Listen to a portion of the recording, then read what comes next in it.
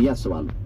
በፖርቹጋል ብሔራዊ ቡድን ተጫዋቾች ሮናልዶ በሚገባው ልክ የተከበረ አልመሰለኝም። በሚገባው ልክ የተወደደ አይመስለኝም። እኔ አንቺን ሀሳብ ነው የምደግፈው። ምክንያቱም እኔ ዛሬ ብሩኖ ፈርናንዴዝን እኔ ከሶልሻየር ዘመን ጀምሮ የሚያደርገው እንቅስቃሴ የማይደክመው 90 ደቂቃ አይደለም 90 ደቂቃ የሚጫወት ተጫዋች 100% መመስከር ይችላል።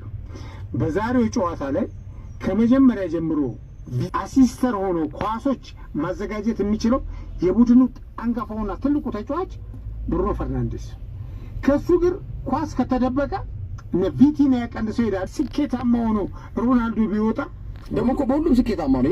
ይሄን የቀረው ይሄን ቢያሳካ ብሩኖ ፈርናንዴዝ ቀሪ ህይወቱ ይሳካለታል እኮ።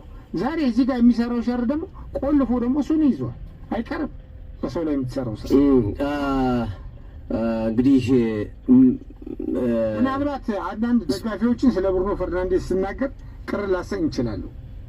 ቅር አትሰኙብኝ፣ ምክንያቱም የማይሆን ነው የምናገረው። ሮናልዶ ምን ማድረግ ይችላል? እንደ መሲ መጥቶ እኮ ሚዱ ጋር ነክቶ ዲፌንሱ ጋር ነክቶ የሚወጣ ተጫዋች አይደል። የዞናል ተጫዋች በዞኑ መታመጣለትን ኳስ የሚጨርስ ዞኑ ላይ ማን ያድረስለት? ሁለተኛው ሜዳ ተቆርጦ። ስለዚህ አድማጮቻችን ምናልባት በዚህ ካስከፋው ይቅርታ ጠይቃለሁ። የሮናልዶ እህት ዝም ብላ ከመሬት ተነስታ አይደለም እነ ጆዋኔ ቤሽን እነ ቪቲና እነ ብሩኖ ፈርናንዴዝ የተቸችው ከመሬት ተነስታ አይደለም። ወንድሜን አያከብሩትም የሚል ሀሳብ የሰጠችው አምላክ ሰጋው ተፋስጀልዩ ልቤ ሲከፋሻል ወድ ካንኩሽ ዛሬ